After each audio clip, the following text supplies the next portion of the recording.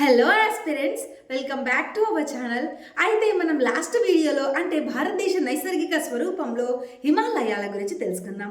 ఈ వీడియోలో ఉత్తర మైదానాలు మరియు ద్వీపకల్ప పీఠభూముల గురించి తెలుసుకుందాం. ఫ్రెండ్స్, మనం జాగ్రఫీ మీద ఒక సిరీస్ ప్లాన్ చేశాం కదా. అయితే నేను జాగ్రఫీ వీడియోస్ మీద ఒక ప్లేలిస్ట్ క్రియేట్ చేశాను. మీకు వీడియోస్ కావాలంటే చూసి నోట్స్ ప్రిపేర్ చేసుకోండి. వీడియో లేట్ అయినా కూడా నేను ఖచ్చితంగా ప్రతి ఒక్క టాపిక్ కవర్ చేస్తూ వీడియో అయితే పోస్ట్ చేస్తాను ఫ్రెండ్స్. అయితే మన వీడియోస్ మీ ప్రిపరేషన్ కి యూజ్ అవుతున్నాయి అనిపిస్తే ఖచ్చితంగా వీడియోని లైక్ చేయండి. ఇక టాపిక్ లోకి వెళ్దామా? ఫ్రెండ్స్, ఇక టాపిక్ లోకి వెళ్తే మనం లాస్ట్ వీడియోలో హిమాలయాల గురించి తెలుసుకున్నాం. భారతదేశ నైసర్గిక స్వరూపంలో హిమాలయాల గురించి తెలుసుకుందాం. ఈ వీడియోలో ఉత్తర మైదానాలు, ద్వీపకల్ప పీఠభూమి, తీర మైదానాలు మరియు దీవుల గురించి తెలుసుకుందాం.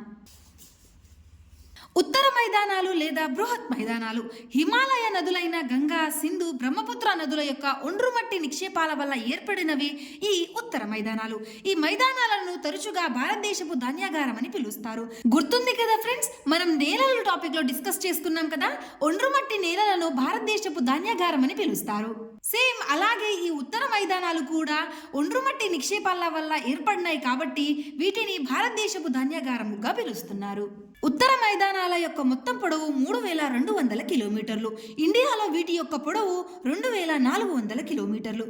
వీటి యొక్క విస్తీర్ణం వచ్చేసి 7.8 లక్షల చదరపు కిలోమీటర్లు. ఉత్తర మైదానాలను డస్ట్ ఆఫ్ మౌంటైన్ గా పిలుస్తారు. సో ఏంటి ఫ్రెండ్స్, ఉత్తర మైదానాలు ఒండ్రుమట్టి నిక్షేపాల వల్ల ఏర్పడ్డాయి. ఇండియాలో వీటి యొక్క మొత్తం పొడవు 2400 కిలోమీటర్లు. ఈ మైదానాలను డస్ట్ ఆఫ్ మౌంటైన్ గా పిలుస్తారు. ఈ మైదానాలను భౌగోళికంగా 5 రకాలుగా విభజించవచ్చు. ఫ్రెండ్స్, మనం ఆల్రెడీ నేలల టాపిక్ లో డిస్కస్ చేసాం కదా. ఖాదర్, బంగర్, బాబర్, టెరాయి అనే వాటి గురించి ఒకసారి నేను చదువుకుంటూ పోతాను, ఒకసారి చూడండి. ఖాదర్, నవీన ఒండ్రు నేలలను ఖాదర్ అంటారు. నవీన అంటే కొత్తవి ఫ్రెండ్స్. కొత్త ఒండ్రు నేలలను ఖాదర్ అంటారు. ఇవి నదికి ఇరువైపులా నదికి ఆనుకొని ఉంటాయి. ఇవి అత్యంత నాణ్యమైనవి. పంజాబ్ లో వీటిని బెడ్స్ అంటారు. నెక్స్ట్ వచ్చేసి బంగర్. పురాతన ఒండ్రు నేలలను బంగార్ అంటారు. అంటే పాత ఒండ్రు నేలలు ఫ్రెండ్స్, వీటిని బంగర్ అంటారు. ఇవి నదికి దూరంగా ఉంటాయి. పంజాబ్ లో పురాతన ఒండ్రు నేలలను దాహియా అని అంటారు. నెక్స్ట్ వచ్చేసి బాబర్. శివాలిక్ పాదాల వద్ద హిమాలయ నదులచే విసనకర్ర ఆకారంలో నిక్షేపించబడిన గులకరాల క్షేత్రాన్ని బాబర్ అంటారు. నెక్స్ట్ వచ్చేసి టెరాయి. హిమాలయ నదులు శివాలిక్ పాదాల వద్ద పడి భూమిలోకి చొచ్చుకొని పోయి కొద్ది దూరం తరువాత ఉపరితలం పైకి కనిపిస్తాయి.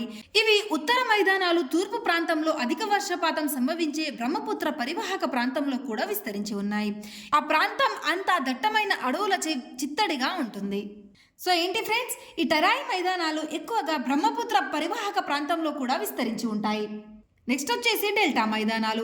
ఈ మైదానాలను ఖాదర్ మైదానాలుగా కూడా చెప్పవచ్చు.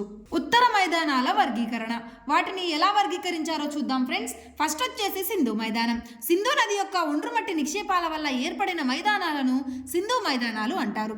దీంట్లో దోరోస్ అంటే ఎండిపోయిన నది ప్రవాహ గుర్తులను దోరోస్ అంటారు. ఏంటి ఫ్రెండ్స్, ఎండిపోయిన నది ప్రవాహ గుర్తులను దోరోస్ అంటారు.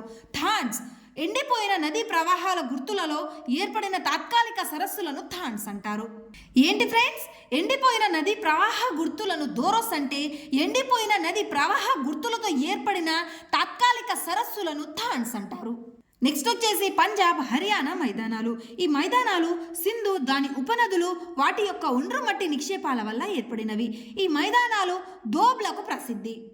దోబ్ అంటే 2 నదుల మధ్య గల సారవంతమైన ప్రాంతాన్ని దోబ్ అంటారు. సో ఏంటి ఫ్రెండ్స్, దోబ్ అంటే 2 నదుల మధ్య గల సారవంతమైన ప్రాంతాన్ని దోబ్ అంటారు. అయితే ఇక్కడ రకరకాల దోబ్లు ఉన్నాయి ఫ్రెండ్స్. అవి ఏ ఏ నదుల మధ్య ఏర్పడ్డాయో చూద్దాం. సింధు నది జీలం నది మధ్య సింధు సాగర్ దోబ్ ఏర్పడింది. చినాబ్ నది జీలం నది మధ్య చాజ్ దోబ్ ఏర్పడింది. రావి అండ్ చీనాబ్ మధ్య రేచనా దోబ్ ఏర్పడింది. బియాస్ మరియు రావి నది మధ్య బారి దోబ్ ఏర్పడింది. సట్లెజ్ నది మరియు బియాస్ నది మధ్య బిస్ట్ దోబ్ ఏర్పడింది. సింధు మైదానం అయిపోయింది ఫ్రెండ్స్. ఇప్పుడు వచ్చేసి గంగా మైదానం. గంగా, దాని ఉపనదుల యొక్క ఒండ్రుమట్టి నిక్షేపాల వల్ల ఏర్పడిన మైదానాలను గంగా మైదానం అంటారు. కందర భూమి అంటే అనేక అవనాళిక గల ప్రాంతం, అంటే బ్యాడ్ ల్యాండ్ ఫ్రెండ్స్. కోల్ నవీన ఒండ్రు నేలలకు పురాతన ఒండ్రు నేలలకు మధ్య ఉన్న ప్రాంతాన్ని కోల్ అంటారు. అర్థమైంది కదా ఫ్రెండ్స్? నవీన ఒండ్రు నేలలు అంటే కొత్త ఒండ్రు నేలలు, పురాతన ఒండ్రు నేలలు అంటే పాత ఒండ్రు నేలలు. వీటికి మధ్య ఉన్న ప్రాంతాన్ని కోల్ అంటారు. గంగా మైదానాన్ని మళ్ళీ 3 రకాలుగా వర్గీకరించారు. ఎగువ గంగా మైదానం ఇది ఉత్తరప్రదేశ్లో ఉంది, మధ్య గంగా మైదానం బీహార్లో ఉంది, దిగువ గంగా మైదానం పశ్చిమ బెంగాల్లో ఉంది. ఏంటి ఫ్రెండ్స్? ఎగువ గంగా మైదానం, మధ్య గంగా మైదానం, దిగువ గంగా మైదానం. ప్రపంచంలోనే అతి పెద్ద డెల్టా అయిన సుందర్బన్ డెల్టా దిగువ గంగా మైదానంలో ఉంది. ఏంటి ఫ్రెండ్స్? సుందర్బన్ డెల్టా దిగువ గంగా మైదానంలో ఉంది. ఇది గంగా బ్రహ్మపుత్ర నదుల వల్ల ఏర్పడింది. అర్థమైంది కదా ఫ్రెండ్స్? సుందర్బన్ డెల్టా గంగా బ్రహ్మపుత్ర నదుల వల్ల ఏర్పడింది. అస్సోం మైదానం బ్రహ్మపుత్ర నది యొక్క ఒండ్రుమట్టి నిక్షేపాల వల్ల ఏర్పడిన మైదానాలను అస్సోం మైదానాలు అంటారు. ఈ మైదానాలు తరచుగా క్రమక్షయానికి గురి అవుతూ ఉంటాయి. నెక్స్ట్ వచ్చేసి ద్వీపకల్ప భారతదేశం. ప్రపంచంలో అతిపెద్ద ద్వీపకల్పం అరేబియా అండ్ రెండవ అతిపెద్ద ద్వీపకల్పం దక్షిణ భారతదేశం. అర్థమైంది కదా ఫ్రెండ్స్? ప్రపంచంలో అతిపెద్ద ద్వీపకల్పం వచ్చేసి అరేబియా అండ్ రెండవ అతిపెద్ద ద్వీపకల్పం వచ్చేసి దక్షిణ భారతదేశం. 250 మిలియన్ సంవత్సరాల క్రితం ఏర్పడిన ప్రికేంబ్రియన్ యుగానికి చెందిన గోండ్వానా భూభాగంలో అంతర్భాగమే ఈ ద్వీపకల్ప భారతదేశం. దీనిని మళ్ళీ 2 రకాలుగా వర్గీకరించారు. ఉన్నత భూములు లేదా పర్వతాలు మరియు దక్కన్ పీఠభూమి. పై 2 భూస్వరూపాలను వేరు చేస్తున్నది నర్మదా నది. ఏంటి ఫ్రెండ్స్? ఉన్నత భూములను దక్కన్ పీఠభూమిని వేరు చేస్తున్న నది నర్మదా నది. సో ఫ్రెండ్స్, ఇప్పుడు మధ్య ఉన్నత భూముల గురించి లేదా పర్వతాల గురించి తెలుసుకుందాం. వాయవ్యం విషయానికి వస్తే ఆరావళి పర్వతాలు క్వార్ట్జైట్ నీస్ అండ్ నిష్ట శిలలచే ఈ పర్వతాలు ఏర్పడ్డాయి. ఏంటి ఫ్రెండ్స్? ఆరావళి పర్వతాలు, వాయవ్యాన ఉన్న ఆరావళి పర్వతాలు క్వార్ట్జైట్ నీస్ అండ్ శిష్ట శిలలచే ఈ పర్వతాలు ఏర్పడ్డాయి. ఈ ఆరావళి పర్వతాలు గుజరాత్ నుండి దక్షిణాన ఢిల్లీ వరకు విస్తరించి ఉన్నాయి. ఈ పర్వతాల్లో ఎత్తైన ప్రాంతం మౌంట్ ఆబు. ఏంటి ఫ్రెండ్స్?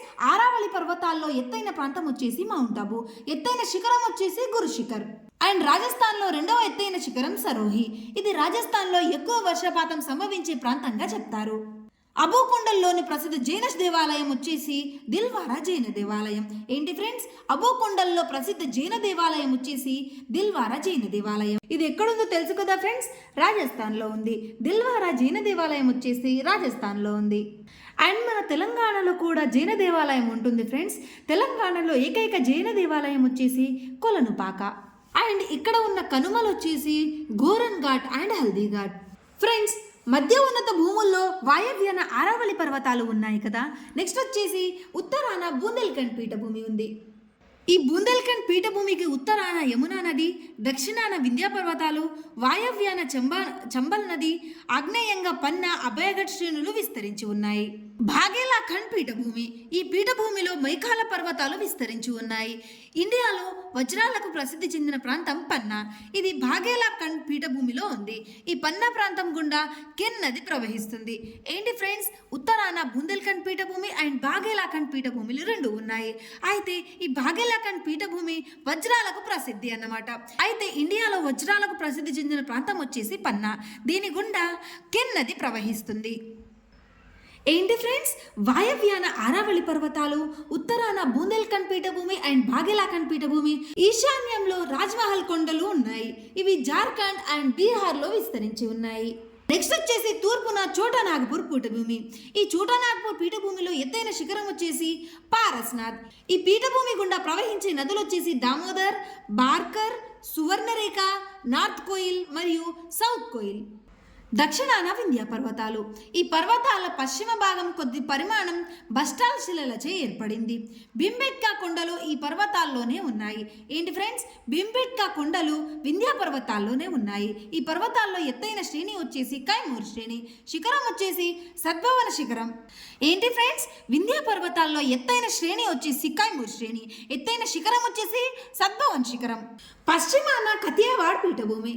ఇది గుజరాత్లో ఉంది. ఈ పీఠభూమిలో విస్తరించిన కొండలు గిర్ కొండలు అండ్ మాండవా కొండలు. గిర్ కొండల్లో ఎత్తైన శిఖరం గిర్నార్ శిఖరం. ఉత్తరాన, దక్షిణాన, పశ్చిమం, తూర్పు, వాయవ్యం, ఈశాన్యం చూసాం కదా ఫ్రెండ్స్. ఇప్పుడు మధ్యలో భాగాన్ని చూద్దాం. మధ్యలో మాల్వా పీఠభూమి ఉంటుంది. ఈ పీఠభూమి అగ్నిశిలలచే ఏర్పడింది. ఈ పీఠభూమికి ఉత్తరాన ఆరవళి పర్వతాలు చెప్పాను కదా ఫ్రెండ్స్. ఉత్తరాన ఆరవళి పర్వతాలు, దక్షిణాన వింధ్య పర్వతాలు, తూర్పున బూందేల్ఖండ్ పీఠభూమిలో ఉన్నాయి. మధ్య ఉన్నత పీఠభూములు ఈశాన్య రాష్ట్రాల్లోని మేఘాలయాల్లో షిల్లాంగ్ పీఠభూమిగా విస్తరించి ఉన్నాయి. షిల్లాంగ్ పీఠభూమి విస్తరణను అస్సాంలో కర్బీ అంగ్లాంగ్ పీఠభూమి అంటారు. షిల్లాంగ్ పీఠభూమిని అవుట్ పోస్ట్ ఆఫ్ దక్కన్ ప్లాటోగా పిలుస్తారు. ఈ పీఠభూమిలో ఎత్తైన శిఖరం వచ్చేసి షిల్లాంగ్ శిఖరం. ఈ పీఠభూమిలో విస్తరించి ఉన్న కొండలు కాశీ కొండలు, గారో కొండలు మరియు జయంతి కొండలు. ఎక్కడున్నాయి ఫ్రెండ్స్ ఈ కొండలు? మాల్వా పీఠభూమిలో విస్తరించి ఉన్న కొండలు ఏంటవి? కాశీ, గారో మరియు జయంతి కొండలు. నెక్స్ట్ వచ్చేసి సాత్పురా పర్వతాలు. సాత్పురా పర్వతాల పొడవు వచ్చేసి 900 కిలోమీటర్లు. ఇక్కడ గల ఎత్తైన శిఖరం ధూప్ఘర్. సాత్పురా పర్వతాల్లో ఎత్తైన శిఖరం ధూప్ఘర్. వేసవి విడిది కేంద్రం వచ్చేసి పంచ్మర్హి. సాత్పురా పర్వతాల్లో ఉండే జలపాతం వచ్చేసి దువాందర్. ఈ పర్వతాలకు ఉత్తరాన మహదేవ్ కొండలు, దక్షిణాన గవిల్ఘర్ కొండలు, తూర్పున మైకలా కొండలు, పశ్చిమంగా రాజ్పిప్లా కొండలు ఉన్నాయి. ఏంటి ఫ్రెండ్స్? సాత్పురా పర్వతాలకు ఉత్తరంగా అయితే మహదేవ్ కొండలు ఉన్నాయి, దక్షిణంగా అయితే గవిల్ఘర్ కొండలు ఉన్నాయి, తూర్పున మైకల కొండలు అండ్ పశ్చిమంగా రాజ్పిప్లా కొండలు ఉన్నాయి. రాజ్పిప్లా కొండలు అండ్ గవిల్ఘర్ కొండల మధ్య గల గ్యాప్ను కాండ్వా గ్యాప్ అని పిలుస్తారు. ఏంటి ఫ్రెండ్స్? రాజ్పిప్లా కొండలు అండ్ గవిల్ఘర్ కొండల మధ్య గల గ్యాప్ను కాండ్వా గ్యాప్గా పిలుస్తారు. దీనినే గేట్వే ఆఫ్ సౌత్ ఇండియాగా పిలుస్తారు. ఫ్రెండ్స్, ఇప్పటిదాకా మనం ఉత్తర మైదానాల గురించి తెలుసుకున్నాం కదా. ఏమేమి కంప్లీట్ అయింది ఫ్రెండ్స్? భారతదేశ నైసర్గిక స్వరూపంలో హిమాలయాలు అండ్ ఉత్తర మైదానాలు కంప్లీట్ అయ్యాయి. నెక్స్ట్ వచ్చేసి ద్వీపకల్ప పీఠభూమి ఆర్ దక్కన్ పీఠభూమి గురించి తెలుసుకుందాం. దక్కన్ పీఠభూమి ఆర్ ద్వీపకల్ప పీఠభూమి సాత్పురా పర్వతాలకు దక్షిణంగా, నీలగిరి పర్వతాలకు ఉత్తరంగా, తూర్పు కనుమలు పశ్చిమ కనుమల మధ్యలో త్రిప్పివేసిన త్రిభుజాకారపు స్వరూపాన్ని దక్కన్ పీఠభూమి అంటారు. పశ్చిమ కనుమలు లేదా సహ్యాద్రి పర్వతాలు ఇవి గుజరాత్లోని తపతీ నది నుండి తమిళనాడులోని కన్యాకుమారి వరకు విస్తరించి ఉన్నాయి. ఏంటి ఫ్రెండ్స్? పశ్చిమ కనుమలు గుజరాత్లోని తపతీ నది నుండి తమిళనాడులోని కన్యాకుమారి వరకు విస్తరించి ఉన్నాయి. వీటి యొక్క పొడవు 1600 కిలోమీటర్లు. ఇక్కడ ఎత్తైన శిఖరం వచ్చేసి అనైముడి. పశ్చిమ కనుమల్లో ఎత్తైన శిఖరం వచ్చేసి అనైముడి. సహ్యాద్రి పర్వతాలకు ఉత్తర సహ్యాద్రి, దక్షిణ సహ్యాద్రి పర్వతాలుగా 16 డిగ్రీల ఉత్తర అక్షాంశం విభజిస్తుంది. ఏంటి ఫ్రెండ్స్? ఉత్తర సహ్యాద్రి అండ్ దక్షిణ సహ్యాద్రిగా 16 డిగ్రీల ఉత్తర అక్షాంశం విభజిస్తుంది. ఈ అక్షాంశం గోవా మీదుగా పోతుంది. ఉత్తర సహ్యాద్రి పర్వతాలు లావా నిక్షేపాల వల్ల, దక్షిణ సహ్యాద్రి పర్వతాలు గ్రానైట్ నీస్ శిలల వల్ల ఏర్పడినవి. వీటిని ప్రధానంగా ఈ క్రింది రాష్ట్రాల్లో వివిధ పేర్లతో పిలుస్తారు. ఏమని పిలుస్తారు ఫ్రెండ్స్? మహారాష్ట్రలో సహ్యాద్రి పర్వతాలు అంటారు, కర్ణాటకలో బాబాబుడాన్ కొండలు అని పిలుస్తారు, కేరళలో అన్నమలై కొండలు అని పిలుస్తారు. దీనిలో ఎత్తైన శిఖరం వచ్చేసి అనైముడి. నెక్స్ట్ వచ్చేసి ముఖ్యమైన కనుమల గురించి చూద్దామా ఫ్రెండ్స్. ఫస్ట్ వచ్చేసి ధాల్ఘట్. ఇది ముంబై, నాసిక్లను కలుపుతుంది. ఏంటి ఫ్రెండ్స్? ధాల్ఘట్ అనే కనుమ ముంబై మరియు నాసిక్లను కలుపుతుంది. దీని గుండా 3వ నెంబర్ జాతీయ రహదారి వెళ్తుంది. ఈ కనుమ గుండా భోపాల్ ఇండోర్ రైల్వే లైన్ వెళ్తుంది. నెక్స్ట్ వచ్చేసి బోర్ ఘాట్ కనుమ. ఇది ముంబై, పూణేలను కలుపుతుంది. NH4 ఈ కనుమ గుండా వెళుతుంది. పాల్ఘాట్ కనుమ, దీనినే పాలక్కడ్ గ్యాప్ అని అంటారు. ఇది కేరళలోని పాలక్కడ్ను తమిళనాడులోని కోయంబత్తూర్లను కలుపుతుంది. ఇది నీలగిరి పర్వతాలకు అన్నమలై కొండలకు మధ్య ఉంటుంది. ఏంటి ఫ్రెండ్స్? నీలగిరి పర్వతాలకు అండ్ అన్నమలై కొండలకు మధ్యన పాల్ఘాట్ కనుమ ఉంటుంది. ఈ కనుమ నుండి పొన్నని, గాయత్రి నదులు ప్రవహిస్తాయి. ఏ నదులు ప్రవహిస్తాయి? పొన్నని అండ్ గాయత్రి నదులు ప్రవహిస్తాయి. NH47 ఈ కనుమ గుండా వెళుతుంది. నైరుతి ఋతుపవనాలు ప్రధానంగా ఈ కనుమ ద్వారా భారత్లోకి ప్రవేశిస్తాయి. ఏంటి ఫ్రెండ్స్? నైరుతి ఋతుపవనాలు పాల్ఘాట్ అనే కనుమ ద్వారా భారత్లోకి ప్రవేశిస్తాయి. షెన్కొట్టి కనుమ, ఇది తమిళనాడులోని మదురైను, కేరళలోని కొల్లాంలను కలుపుతుంది. NH208 ఈ కనుమ గుండా వెళుతుంది. నీలగిరి పర్వతాలు, వీటి యొక్క విస్తీర్ణం వచ్చేసి 2500 చదరపు కిలోమీటర్లు. ఇవి పశ్చిమ కనుమల్లో అంతర్భాగం. ఏంటి ఫ్రెండ్స్? నీలగిరి పర్వతాలు పశ్చిమ కనుమల్లో అంతర్భాగం. దీనిని బ్లూ మౌంటైన్స్ అని పిలుస్తారు. నీలగిరి పర్వతాలను బ్లూ మౌంటైన్స్ అని పిలుస్తారు. నీలగిరి పర్వతాల్లో ఎత్తైన శిఖరం వచ్చేసి దొడబెట్ట. ఇది తమిళనాడులో ఉంది. ఇక్కడ గల జలపాతం వచ్చేసి కలహట్టి. భారతదేశానికి అతి దక్షిణంగా విస్తరించిన కొండలు యాలకుల కొండలు. ఫ్రెండ్స్, ఇప్పటిదాకా పశ్చిమ కనుమల గురించి చూసాం కదా. ఇప్పుడు వచ్చేసి తూర్పు కనుమలు. అయితే తూర్పు కనుమలు ఒరిస్సాలోని సువర్ణరేఖ నది నుండి తమిళనాడులోని కన్యాకుమారి వరకు విస్తరించి ఉన్నాయి. ఈ కనుమలు గోదావరి మహానదుల మధ్య అత్యంత దట్టంగా విస్తరించి ఉన్నాయి. వీటి యొక్క పొడవు వచ్చేసి 1200 కిలోమీటర్లు, ఎత్తు వచ్చేసి 600 నుంచి 800 మీటర్లు. తూర్పు కనుమలను మళ్ళీ 3 రకాలుగా విభజించారు ఫ్రెండ్స్. అవేంటో చూద్దామా? ఉత్తర కొండలు, దక్షిణ కొండలు అండ్ కడప కొండలు. ఉత్తర కొండలు వచ్చేసి ఒరిస్సాలో ఉంటాయి, దక్షిణ కొండలు వచ్చేసి తమిళనాడులో ఉంటాయి, కడప కొండలు వచ్చేసి ఆంధ్రప్రదేశ్లో ఉంటాయి. ఇక్కడ నోట్ ఏంటంటే ఫ్రెండ్స్, నియోమ్గిరి కొండలు బాక్సైట్ నిక్షేపాలకు ప్రసిద్ధి. ఆంధ్రప్రదేశ్లో ఒకే ఒక వేసవి విడిది కేంద్రం వచ్చేసి హార్స్లీ హిల్స్. తూర్పు కనుమల గుండా ప్రవహించే ప్రధాన నదులు ఏంటి ఫ్రెండ్స్? బ్రాహ్మిణి నది, మహానది, సువర్ణరేఖ నది, గోదావరి నది, కృష్ణా నది, తుంగభద్ర మరియు కావేరి నదులు ఈ తూర్పు కనుమల గుండా ప్రవహిస్తాయి. భారత్లో విస్తరించిన ముఖ్యమైన కొండలు అవేంటో చూద్దామా ఫ్రెండ్స్? తమిళనాడులో వచ్చేసి జావడి, నీలగిరి, పాలిని అండ్ షేవ్రాయ్ కొండలు. కేరళలో వచ్చేసి కార్డమం కొండలు లేదా యాలకుల కొండలు అండ్ అన్నమలై కొండలు. కర్ణాటకలో వచ్చేసి బాబుబుడాన్ కొండలు. మహారాష్ట్రలో సాత్పురా కొండలు, అజంతా కొండలు, సాత్మలా కొండలు, బాలాఘట్ కొండలు, హరిశ్చంద్ర కొండలు ఉన్నాయి. గుజరాత్లో గిర్ కొండలు, కతియావాడ్ కొండలు ఉన్నాయి. మధ్యప్రదేశ్లో వింధ్యా పర్వతాలు, కైమూర్ కొండలు, మహదేవ్ కొండలు అండ్ కన్హా కొండలు ఉన్నాయి. ఛత్తీస్గఢ్లో రాయగఢ్ అండ్ దండకారుణ్య కొండలు ఉన్నాయి. ఒరిస్సాలో గర్హాట్ కొండలు ఉన్నాయి. జార్ఖండ్లో రాజ్మహల్ కొండలు. అరుణాచల్ ప్రదేశ్లో మిరి కొండలు, మిష్మి కొండలు, అబోర్ కొండలు మరియు డాఫ్లా కొండలు ఉన్నాయి. మిజోరాంలో మీజో అండ్ లుషాయి కొండలు ఉన్నాయి. మేఘాలయలో గారో కొండలు, జయంతి కొండలు, కాశీ కొండలు ఉన్నాయి. అస్సాంలో మికిల్ కొండలు, బరాయిల్ కొండలు ఉన్నాయి.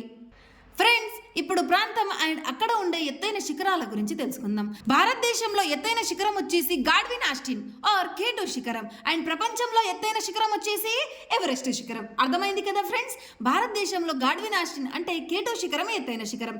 ప్రపంచం పరంగా చూస్తే ఎవరెస్ట్ శిఖరం ఎత్తైన శిఖరం. అండ్ ప్రపంచంలో రెండవ ఎత్తైన శిఖరం వచ్చేసి కేటో శిఖరం, గాడ్విన్ ఆస్టిన్. ఉత్తరాఖండ్లో ఎత్తైన శిఖరం వచ్చేసి నందాదేవి. సిక్కింలో ఎత్తైన శిఖరం వచ్చేసి కాంచనజుంగా. పూర్వాంచల్ పర్వతాల్లో ఎత్తైన శిఖరం సారామతి. మిజోరాంలో ఎత్తైన శిఖరం బ్లూ మౌంటైన్. పశ్చిమ బెంగాల్లో ఎత్తైన శిఖరం సందక్ఫు శిఖరం. తూర్పు కనుమల్లో ఎత్తైన శిఖరం జిందాగుడ. నీలగిరి పర్వతాల్లో ఎత్తైన శిఖరం దొడబెట్ట. పశ్చిమ కనుమల్లో ఎత్తైన శిఖరం అనైముడి. బాబుబుడాన్ కొండల్లో ఎత్తైన శిఖరం ముల్లంగీర్. మహారాష్ట్రలో ఎత్తైన శిఖరం కల్సుబాయ్. కతియావాడ్ పీఠభూమిలో ఎత్తైన శిఖరం గిర్నార్ శిఖరం. ఆరావళి పర్వతాల్లో ఎత్తైన శిఖరం గురు శిఖర్. సాత్పురా పర్వతాల్లో ఎత్తైన శిఖరం ధూప్ఘర్. మహదేవ్ కొండల్లో ఎత్తైన శిఖరం పంచమర్హి శిఖరం. అండమాన్ నికోబార్ దీవుల్లో ఎత్తైన శిఖరం వచ్చేసి షాడిల్ శిఖరం. ఫ్రెండ్స్, ఇది చాలా ఇంపార్టెంట్. ఏ ప్రాంతాల్లో ఏ శిఖరాలు ఉన్నాయో, ఎత్తైన శిఖరాలు ఏ ప్రదేశాల్లో ఉన్నాయో ఒకసారి చూసుకోండి.